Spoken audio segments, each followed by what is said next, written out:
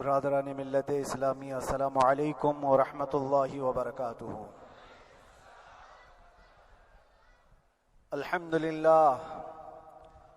للہ الحنان المنان الذي خلق الإنسان وعلمه البيان، والصلاة والسلام على رسوله سيد الإنس والجان وعلى آله وأصحابه ذوي الخير والإحسان، أما بعد فأعوذ بالله من الشيطان الرجيم، بسم الله الرحمن الرحيم، وقل جاء الحق وزهق الباطل إن الباطل كان زهوقا، صدق الله مولانا العظيم۔ برادران ملت اسلامی، السلام علیکم ورحمۃ اللہ وبرکاتہ۔ الحمد للہ الحنان المنان الذي خلق الإنسان وعلمه البيان، والصلاة والسلام على رسوله سيد الإنس والجان وعلى آله وأصحابه ذوي الخير والإحسان، أما بعد فأعوذ بالله من الشيطان الرجيم، بسم الله الرحمن الرحيم، وقل جاء الحق وزهق الباطل إن الباطل كان زهوقا، صدق الله مولانا العظيم۔ بارگاہ رسالت مآب صلی اللہ علیہ وسلم میں درود پاک کا ہدیہ پیش کریں۔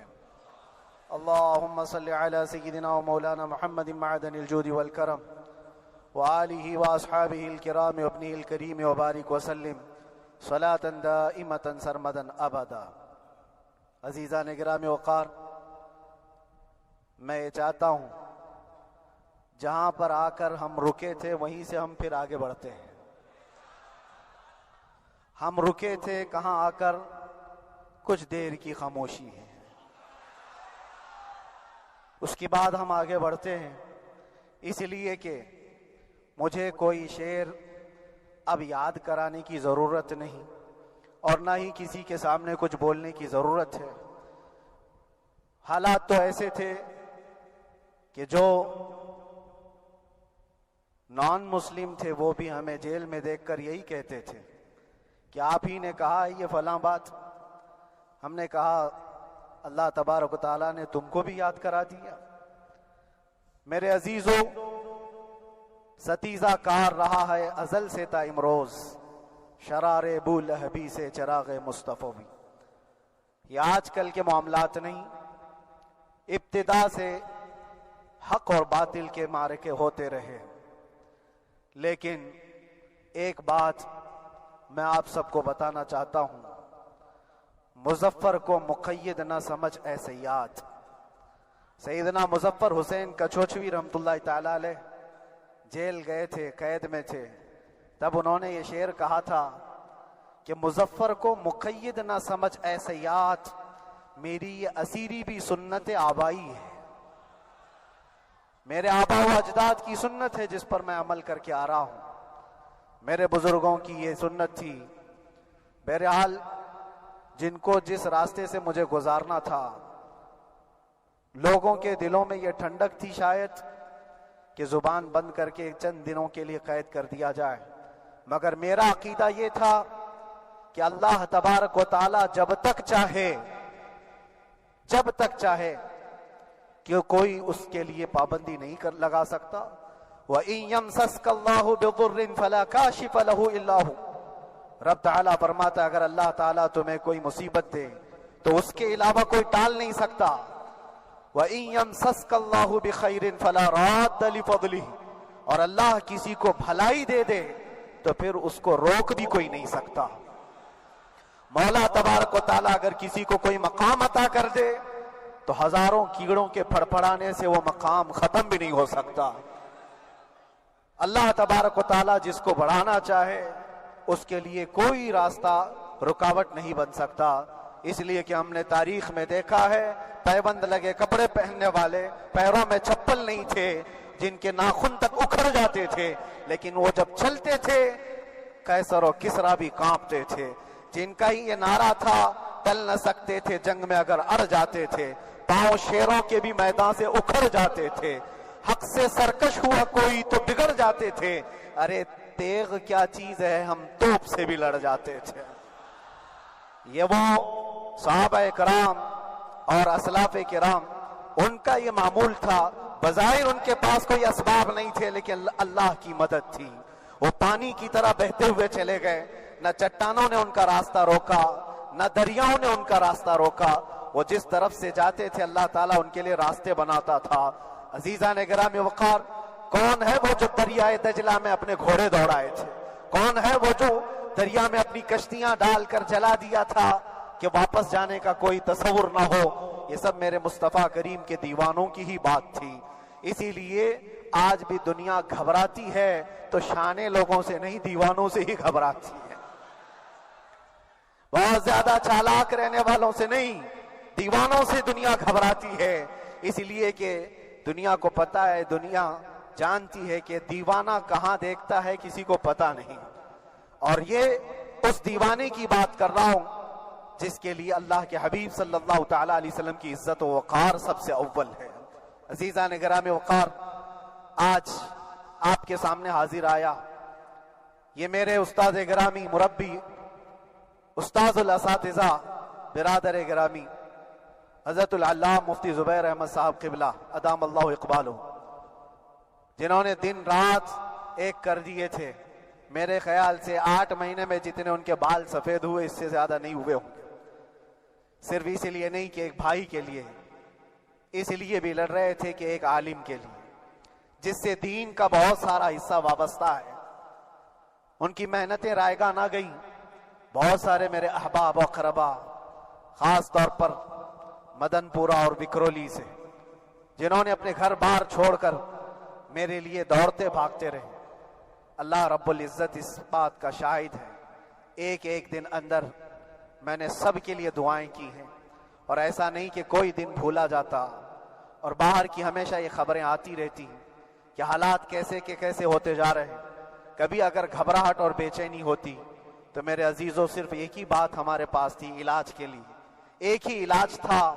جب بے چینی بڑھ جاتی، اپنوں سے رابطہ نہیں ہو پاتا اور کسی کے خبر نہ پہنچتی، کھانے پینے کی تکلیفیں، رہنے سہنے کی مصیبتیں جب سر پر آتی تو ایک ہی علاج تھا، ان کے نثار کوئی کیسے ہی رنج میں ہو، ان کے نثار کوئی کیسے ہی رنج میں ہو، جب یاد آ گئے ہیں سب غم بھلا دیے ہیں، جب یاد آ گئے ہیں سب غم بھلا دیے ہیں۔ اس رسول محترم صلی اللہ تعالی علیہ وسلم کا احسان عظیم ہے۔ بار بار مجھے یہ احساس ہوتا رہا، پوری دنیا اگر چھوڑ دے مگر یقین تھا آمنہ کا لال کبھی نہیں چھوڑے گا، اور چھوڑا بھی نہیں، اور چھوڑا بھی نہیں۔ ہر رات جو ہمارا معمول تھا، ہم نے جو دیکھا، ہماری پچھلی زندگی میں ہم نے اتنے عجائبات نہیں دیکھے ہوں گے جو 8 مہینے کے اندر ہم نے دیکھے۔ نبی پاک صلی اللہ تعالی علیہ وسلم کے انعامات و اکرامات، رب تبارک و تعالیٰ کی مدد سے دل مضبوط ہوتا ہے۔ عزیزان گرامی، ہم نے تو وہاں ایسے لوگوں کو دیکھا جو ڈپریشن کا شکار ہو کر کافر بھی ہو گئے، اور حالات سے گھبرا کر کے وہ انکار کر بیٹھے، کوئی خدا نہیں ہے، کوئی مدد نہیں آتی ہے، ایسے حالات وہاں دیکھے۔ لیکن ان حالات میں بھی اللہ تبارک و تعالیٰ کی مدد ساتھ رہی۔ رسول پاک صلی اللہ تعالیٰ علیہ وسلم کا انعام و اکرام یہ تھا کہ جس طرح سے گئے تھے اسی طرح سے واپس بھی آئے،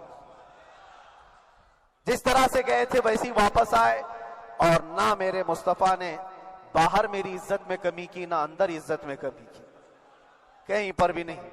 الحمدللہ، جس شان کے ساتھ رسول پاک صلی اللہ تعالیٰ علیہ وسلم اپنے چاہنے والوں کو رکھتے ہیں، وہ میں نے دنیا میں دیکھا، اور پھر یہ عرض کیا آقا، آج آپ کی عزت پر بات کرنے والے کو چاہے وہ 1000 کال کوٹری کے اندر ہو، آپ عزت کے ساتھ بٹھاتے ہیں تو پھر قیامت کے دن اس کی عزت کا کیا حال ہوگا؟ عرش حق ہے مسند رفعت رسول اللہ کی، دیکھنی ہے حشر میں عزت رسول اللہ کی۔ میرے عزیزو، ایک بات کو طے کر کے چلو، انہیں جانا، انہیں مانا، نہ رکھا غیر سے کام، للہ الحمد میں دنیا سے مسلمان گیا۔ اس ایک بات میں جو عزت ہے، دنیا کے کسی مقام و منصب اور مرتبے میں عزت نہیں ہے۔ اور حالات دنیا انشاءاللہ میں سناتا رہوں گا۔ اللہ تبارک و تعالیٰ جب تک یہ زبان رکھا ہے، حق بولتے رہیں گے اور سناتے رہیں گے، اور بھی حالات آپ کو انشاءاللہ العزیز آگے سناتے رہیں گے۔ لیکن آج خصوصیت کے ساتھ میں جمعہ کے لیے اسی لیے حاضر آیا کہ یہاں کے لوگ پل پل یاد کرتے رہے. حضرت مجھے ہر بار خبر دیتے کہ جب نماز سے فارغ ہو کر کے میں نکلوں تو مجھے لوگ پکڑ لیتے کیا ہوا, اب کیا خبر ہے. تو جس قدر آپ کی بے چینی تھی, بے قراری تھی, میرے عزیزو مجھے بھی ملنے کی بے چینی اور بے قراری تھی, لیکن یہ ایک سٹیج تھا جس سے گزارا گیا ہے, ایک مقام تھا جس سے گزارا گیا. میں تو ایک نکما آدمی, میں تو ایک کم پڑا ہوا ہوں, لیکن آپ کو بزرگان دین کی اگر تاریخ پتا ہو, امام اعظم ابو حنیفہ رضی اللہ تعالیٰ عنہ جن کو ناحق جیل میں رکھا گیا تھا, امام موسیٰ کاظم رضی اللہ تعالیٰ عنہ 7 سال تک قید میں رہے. یہ کون امام موسیٰ کاظم جن کے دربار میں جانے کے لیے غوث اعظم عبد القادر جیلانی رضی اللہ تعالیٰ عنہ 4 کلومیٹر دور اپنی چپل اتار دیا کرتے تھے. امام موسیٰ کاظم کا وہ دربار ہے جن کو باب الحوائج کہا جاتا ہے. اس امام کو 7 سال تک بغیر کسی قصور کے قید میں رکھا گیا, اور حد تو یہ ہے کہ اسی قید خانے میں زہر دے کر کے آپ کو مارا گیا ہے. آپ کا جنازہ جیل سے نکلا تھا. امام احمد بن حنبل جن کو 5 لاکھ حدیثیں یاد ہیں نبی پاک صلی اللہ تعالیٰ علیہ وسلم کی, بغداد کے سر بازار آپ کو ننگی پیٹھ پر کوڑے مارے گئے. آپ کو اندازہ ہے بزرگان دین کی ایک لمبی فہرست ہے. جب میں وہاں گیا تھا تو ایک بزرگ کی بڑی یاد آئی, وہ تھے حضرت مجدد الفیسانی رضی اللہ تعالیٰ. اکبر جیسے ڈکٹیٹر کے سامنے, اس زمانے کے سب سے بڑے ڈکٹیٹر بادشاہ کے سامنے آپ نے حق بات کا اعلان کیا تھا. مجدد الفیسانی رحمت اللہ تعالیٰ علیہ نے فرمایا تھا کہ اسلام نام سے جو دین ہوگا وہ محمد عربی کا لایا ہوا ہی دین ہوگا, کسی اور بادشاہ کا بنایا ہوا نہیں ہوگا. اس بات پر آپ کو قید میں ڈالا گیا تھا, 8 سال تک قید میں رکھا گیا. 8 سال میں بادشاہ مر بھی گیا, بیٹا بادشاہ بنا, لیکن کسی نے آ کر جہانگیر کے سامنے یہ بات رکھی کہ آپ کے باپ نے جس مولانا کو قید میں ڈالا تھا گوالیار کی جیل میں, 8 سال میں جیل کا نقشہ بدلا ہوا ہے. تو بادشاہ نے پوچھا ہوا کیا ہے؟ کہا کہ اس مولانا نے 8 سال میں تقریباً 700 قیدیوں کو عالم بنا دیا ہے. درس حدیث, درس تفسیر, قرآن کا علم, نمازیں جماعتوں سے وہاں اس طرح ادا ہوتی ہیں جیسے لگتا ہے گنبد خضرا کی چھاؤں میں ہے. رب تبارک و تعالیٰ کا یہ احسان عظیم تھا. ان 8 مہینوں میں بحمدہ تعالیٰ میں نے اپنی لائف میں کبھی اتنی امامت نہیں کی تھی جتنی وہاں امامت کیا, اس لیے کہ پابندی نہیں ہو پاتی. جب جب امام رہا مسجد میں چھٹیاں ہوا کرتی تھی, ادھر ادھر آنا جانا, لیکن وہاں پر کبھی کسی نماز میں چھٹی نہیں ہوئی. اور امامت اللہ تبارک و تعالیٰ کو جہاں لینا ہے وہاں لیتا رہے. اور مجھے اس بات کا تھوڑا قلق تھا, 24 سال سے میں تراویح سنا رہا تھا. 24 تراویح ہو چکی تھی, رمضان المبارک کا 24 گزر چکے تھے, 25واں سال تھا. ظالموں نے مجھے رمضان سے پہلے اندر کر دیا. بار بار یہ خواہش ہوتی تھی کہ میری تراویح چھوٹنے نہ پائے. 25ویں تراویح ہے, 25ویں محراب ہے, لیکن رب تبارک و تعالیٰ کا احسان, اندر موجود سارے مسلمانوں نے یہ مطالبہ کیا کہ ہم یہاں جماعت سے تراویح قائم کریں گے. اور اب تک لوگ الم تری کیف والی تراویح کبھی کبھار پڑھ لیا کرتے ہیں, لیکن سارے لوگوں نے مل کر کے یہ اتفاقاً کہا کہ ہم پورا قرآن آپ سے سننا چاہتے ہیں. کیسے کیسے قیدی تھے, کیسے کیسے کرائم والے تھے. میں نے کہا آج میں 1 دن پڑھاتا ہوں, 1 پارہ پڑھوں گا, آپ کو اگر لگے تو بتا دینا, بھاری پڑ جائے, کیونکہ لوگ سارے کرمنل ہیں اور کئی طرح کے جرائم کیے ہوئے لوگ. نماز دین سے کہاں زیادہ رشتہ. کہا ہو سکتا ہے یہ گھبرا کر بھاگ جائیں. 1 دن پڑھاؤں گا, اگر آپ کو لگے تو بول دینا, نہیں تو کل سے الم تری. پہلے دن تراویح پڑھائے, دوسرے دن سارے لوگوں نے کہا آپ نے 1 پارہ پڑھایا ہے, سحری تک بھی پڑھائیں گے تو انشاءاللہ کھڑے رہیں گے. یہ جو استقامت, یہ ساری چیزیں دلوں کا جمع ہونا اور ہماری طرف دلوں کو پھیر دینا بغیر اللہ کی مدد کے نہیں ہوتا. رسول پاک صلی اللہ تعالیٰ علیہ وسلم کے کرم و احسان کے بغیر نہیں ہوتا. وہ تراویح بھی پڑھتے رہے، تفسیر قرآن بھی سنتے رہے اور قرآن کی تعلیم بھی لیتے رہے۔ پھر مجھے اندازہ یہ ہوا کہ رب تبارک و تعالیٰ کی منشا یہ تھی کہ ہماری تراویح کی محراب کی سلور جبلی جیل کے اندر ہو جائے۔ مجھے اس بات کا کوئی قلق نہیں رہا کہ میری کوئی چیز چھوٹ گئی ہے۔ ہاں، عید، بقرعید، محرم، یہ تمام چیزیں لوگوں کی یاد تو رہتی، رشتہ دار، احباب، اقربا کی یاد، لیکن اللہ کی مرضی، میرا رب تبارک و تعالیٰ جو پسند کرے اس میں ہم راضی ہیں۔ اگر مولا یہ چاہتا ہے کہ میں تنہا پڑھوں تو اس کی رضا میں ہم راضی ہیں، اگر وہ چاہتا ہے کہ مجمع ہزاروں میں ہم نماز ادا کریں تو اس کی مرضی پر ہم قائم ہیں۔ عزیزان گرامی وقار، صبر اور سکون کے ساتھ جو حالات گزرے اس میں سب سے بڑا کردار آپ سب کی دعاؤں کا ہے، سب کی دعاؤں کا۔ مشائخ، سارے پیران اعظام، تمام سلاسل کے اور ہر مسجد کے امام اپنے محراب اور منبر سے جو دعا کرتے رہے، یہ سارا ذخیرہ میرے لیے اتنا بڑا ہے جس کو میں بیان نہیں کر سکتا۔ ہر ایک کی جانب سے دعائیں، عورتوں، بچوں کی طرف سے منتیں، روزے، نہ جانے کیا کیا کر لیا۔ پھر مجھے اندازہ ہوا کہ صرف اپنے آرام، اپنے راحت کے لیے پھڑپھڑانے سے کچھ نہیں ہوگا۔ رب تبارک و تعالیٰ یہ چاہتا ہے کہ پوری امت مل کر کے اس فقیر کے لیے دعا کرے، اور اللہ تعالیٰ کو جب تک منظور تھا تمہاری دعائیں ہوتی رہی۔ بعض لوگوں کو یہ خیال بھی آیا، کچھ میرے احبا اقربا رشتہ داروں نے بھی کہا اتنی ساری دعائیں ہوئی، اتنی ساری دعائیں ہوئی، قبول کیوں نہیں ہوتی؟ ایک بات یاد رکھو، پوری دنیا مل کر کھڑے ہو کر دعا کرے، اللہ کی قدرت پر کوئی کام کرنا واجب نہیں ہے، اللہ پر کوئی چیز واجب نہیں ہے۔ اگر وہ اپنے فضل سے عطا کر دے تو اس کا احسان ہے، اس کا احسان ہے۔ اب چاہے وہ سال بھر میں قبول کرے کہ 5 سال میں قبول کرے، ایک بات یاد آتی ہے میرے عزیزوں، ہماری قید تو 8 مہینے کی ہوگی، ان بزرگان دین کی قید 8 سال، 7 سال۔ امام محمد بن حسن عسکری 20 سال تک قید میں رہے، 20 سال تک اندر سلاخوں کے پیچھے بند رکھا گیا۔ یہ اہل بیت اطہار ہیں، ائمہ اعظام ہیں، ان کی تکلیفیں دیکھ کر پھر ہماری تکلیف چھوٹی لگتی، اور پھر نبی پاک صلی اللہ تعالی علیہ وسلم کی یاد آتی۔ صرف اس بات کا ہمیں فخر تھا کہ تم نے کبھی چوری کے الزام میں تو نہیں گرفتار کیا، کسی گھناؤنے الزام میں تو نہیں گرفتار کیا۔ ہاں، اگر کسی بات پر گرفتار کیا ہے تو ان سے پوچھو تو اب یہ بولنے میں بھی شرم کرتے ہیں، مولانا کو کیوں گرفتار کیا ہے، مولانا کو کیوں اندر رکھا ہے؟ شرم آتی ہے بولنے میں، کیونکہ انہوں نے کچھ ایسا بولا تھا جس کو بولنے میں شرم آتی۔ کیا بولا تھا میرے عزیزوں؟ یہ ایک الگ کہانی ہے، ابھی میں اس پر کچھ گفتگو نہیں کرتا، اس لیے کہ ہر ایک کو یاد ہو چکی ہے، ہر ایک کو یاد ہے، میں اس کہانی کی طرف نہیں جاتا۔ لیکن اتنا مجھے آج اس ملک میں رہتے ہوئے احساس ہے کہ ابھی بھی انصاف ختم نہیں ہوا ہے۔ انصاف پوری طرح ختم ہو جائے تو اللہ کا عذاب آ جائے گا، اللہ کا عذاب آ جائے گا۔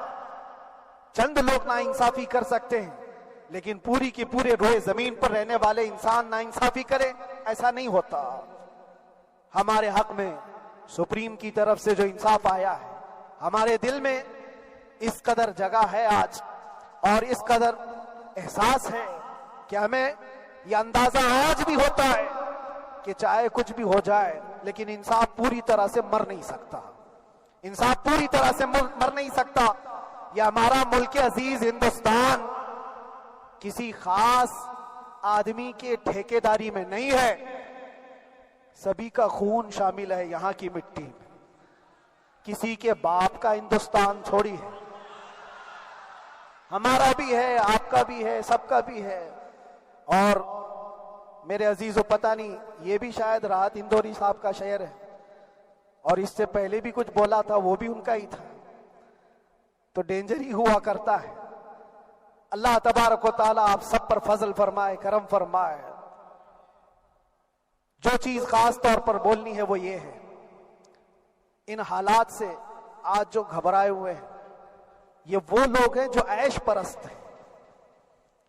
میں کسی کو خاص ٹارگٹ کر کے نہیں کہنا چاہتا، لیکن بہت سارے وہ لوگ جو اثر و رسوخ رکھتے ہیں لیکن وہ آگے آنا نہیں چاہتے، دین اسلام پر حملے ہوں، حضور پاک کی عزت پر حملہ ہو، کسی کو بولنا نہیں، کیونکہ پتہ ہے دیکھو اس مولانا کو کس طرح کیے، اسی طرح دوسروں کو بھی کر دیا جائے۔ جو کمفرٹ زون میں بیٹھنے کے عادی ہو گئے وہ اپنا ایریا چھوڑ کر ہٹنا نہیں چاہتے۔ اگر میں کچھ کہوں گا حضور پاک صلی اللہ تعالی علیہ وسلم کی ناموس کے لیے تو میرا عیش خطرے میں آ جائے گا۔ اکثر کی یہی سوچ ہے، میرا تو اپنا دھندا ہے، میرا بزنس ہے، میرے بیوی بچے ہیں، ہو سکتا ہے مولانا کو کسی چیز کی فکر نہیں ہوگی۔ آپ کو میں بتاؤں، آپ کو اندازہ نہیں ہمارے دل میں ہمارے بچوں کی کتنی محبت ہے۔ میرے بھی چھوٹے سے بچے ہیں، جب وہ جیل کی سلاخوں کے سامنے آ کر آنسو بہاتے تھے تو دل پر چھریاں چلتی تھی۔ وہ بچے جو ہمیشہ ہمارے سینے پر سوتے رہے، آج میں ان کو چھو بھی نہیں سکتا۔ جب وہ سلاخوں کے پیچھے کھڑے ہو کر دور سے رو کر کے چلے جاتے 15 منٹ، تو کیا ہمارے دل میں بچوں کی محبت نہیں؟ کیا ہمارے گھر بار نہیں، ہماری بہنیں، ہمارے بھائی، ہماری ماں نہیں؟ کتنے تو دن ایسے ہوئے کہ میری ماں کو دورے پڑتے رہے یاد کے لیے، تو کیا وہ ہمارے اوپر کیفیت نہیں آتی کہ ہم خامخواہ یہ مصیبت کیوں مول لیے؟ میری بیٹی تو جھگڑا کرتی اس بات کو کہ کیوں آپ اکیلے ہو، بہت سارے لوگ ہیں سب کا خیال کرتے ہوئے، لیکن میرے عزیزو یہ ان کی اپنی محبت ہے، سارا ایک پریوار اور اس سے زیادہ میرے شاگردوں کی ایک دنیا ہے۔ کتنے ایسے ہیں میں جانتا ہوں کہ 8 مہینے تک نرم غذا نہیں کھائی میرے ان بچوں نے، میں جانتا ہوں ان کا صرف یہ خیال تھا کہ اندر پتہ نہیں جیل میں آپ کیا کھا رہے ہوں گے، ہم یہاں نرم غذا نہیں کھائیں گے، گوشت مچھلی نہیں کھائی، حالانکہ یہ کوئی چیز تمہارے اوپر واجب نہیں تھی۔ یہ حالات میں اس لیے بتا رہا ہوں میرے عزیز، کسی کے وہم و گمان میں اگر یہ ہے تو نکال دے کہ میرے آس پاس کچھ نہیں ہے، میں کسی کو چاہتا نہیں، یا میرے ساتھ محبتیں نہیں ہیں۔ کثرت سے محبت کرنے والے لوگ ہیں میرے پاس، میرے ان بھائیوں کی اور میرے بہنوں کی، میرے گھر والوں کی محبت تو ایسی ہے کہ ان کے گھروں کے بچوں کے معاملات بھی بغیر مجھ سے پوچھے نہیں ہوتے۔ اگر 8 مہینے اندر رہا تو کسی کا رشتہ نہیں تو بات چیت بھی نہیں ہے، رشتہ نہیں ہوگا جب تک یہ نہ آئے، سارے کام ڈیپینڈ رہتے تھے۔ مجھے بھی ان تمام چیزوں کا احساس ہے، لیکن یہ سب چیزیں ایک طرف، میرے مصطفیٰ کی عزت اپنی طرف۔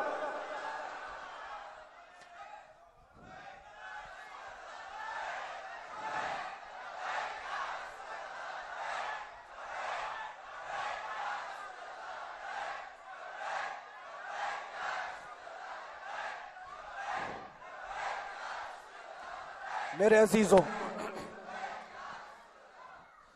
ہر ایک کے آنسوں کے قطرے میں نے دیکھے، بھائیوں کے، بہنوں کے، میرے پاس ملنے کے لیے میرے جو شاگرد آتے ان کے، یہ اکثر جب جیل کی دیوار پر آ کر کھڑے ہوتے، ان کی آنکھیں لال، یہ آنسو بہاتے 15 منٹ ملاقات کر کے چلے جاتے۔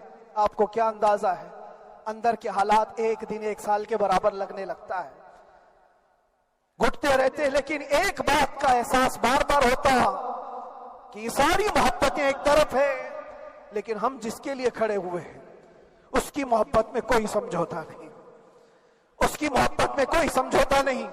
ایمان اسی کا نام ہے، لا یؤمن احدکم حتی اکون احب الیہ من والدہ وولدہ والناس اجمعین، تم میں سے اس وقت تک کوئی پورا مومن نہیں ہو سکتا جب تک کہ اپنی اولاد، اپنے مال دولت، اپنے ماں باپ، سب سے زیادہ اپنے رسول سے محبت نہ کرے۔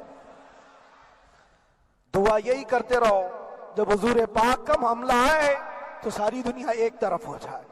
میں نے ایک واقعہ پڑھا تھا، اندر ہی حضرت خالد بن ولید رضی اللہ تعالیٰ ایک قلعے پر اچانک حملہ آور ہوئے تھے۔ وہ قلعے میں موجود جو دشمنان اسلام تھے ان کی پارٹی چل رہی تھی، بڑے بڑے قالین، صوفے بچھے ہوئے، تشتوں میں قیمتی کھانے رکھے ہوئے تھے۔ خالد بن ولید کے ساتھ جو لشکر ہے، یہ تو وہ غریب صحابہ تھے جو پیون لگے کپڑے پہنتے، ایک کھجور پر پورا دن گزارتے، جب یہ اس قلعے پر حملہ آور ہوئے تو دشمنان اسلام جو تھے وہ مقابلہ کرنے کی ہمت نہ جٹا سکے، بھاگ گئے، سب سارا مال سب چھوڑ کر بھاگ گئے، بغیر کسی جنگ کے، بغیر کسی قتل قتال کے پورا قلعہ فتح کیا خالد بن ولید نے۔ اب سنو، جو صحابہ تھے وہ مال غنیمت جمع کر رہے تھے، کیونکہ یہ عرب کے لوگ ایسے مہنگے قالین نہیں دیکھے تھے، ایسے مہنگے صوفے، اتنی قیمتی غذائیں انہوں نے دیکھی نہیں تھی۔ سب جمع کرنے لگے، سب جمع کرنے لگے۔ خالد بن ولید نے کہا خبردار ہاتھ مت لگانا، سب ہٹ جاؤ۔ سب ہٹ گئے، چند صحابہ کو بلایا، یہ سب جمع کرو، اس کو آگ لگا دو۔ پورا مال غنیمت جو تھا آگ لگا دیا۔ تو جو صحابہ تھے وہ کہنے لگے کیا یہ اچھا ہوتا، یہ سب میں آپ تقسیم کر دیتے، یہ بہت قیمتی چیزیں ہیں، عرب میں ہم لے جاتے تو یہ بہت مہنگی چیزیں ہیں۔ خالد بن ولید نے کیا کہا جانتے ہو؟ کہا اگر تم کو بھی ان تمام چیزوں کی عادت لگ جائے تو تم بھی ویسے ہی بھاگو گے جیسے یہ بھاگے۔ یہ آج جو ہمارا مقابلہ کرنے کی طاقت نہ لا سکے اور بھاگ گئے، اس کی وجہ یہ ہے کہ وہ عیش پرست ہے، عیاشی ان کے اندر تھی جس کی وجہ سے وہ کھڑے نہ ہو سکے، اور جب جب یہ عیاشی آئے گی تم کھڑے نہیں ہو سکو گے، کھڑے نہیں ہو سکو گے۔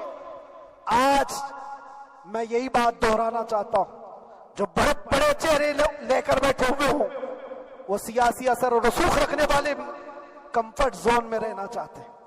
میں چند لوگوں کو چھوڑ کر کہہ رہا ہوں، اکثر کا حال یہ وہ سوچتے ہیں کہ ہمارے اس دائرے سے نکلیں گے تو ہمارا عیش خطرے میں آ جائے گا، گھر بار خطرے میں آ جائے گا۔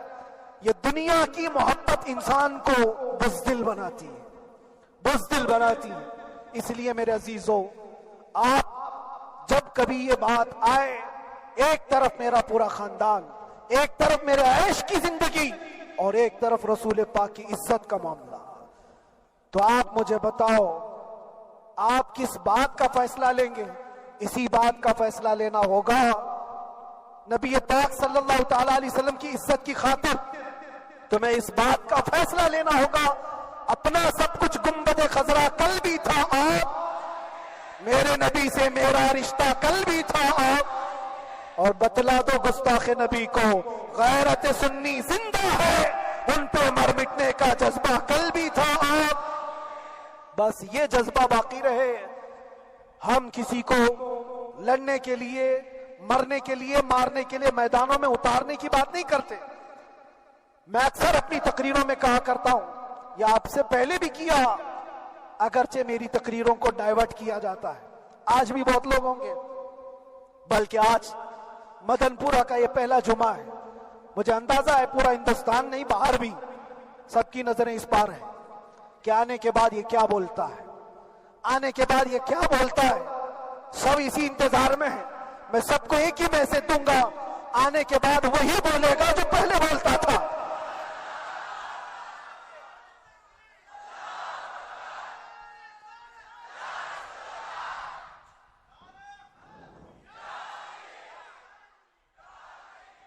اگر کچھ غلط ہوتا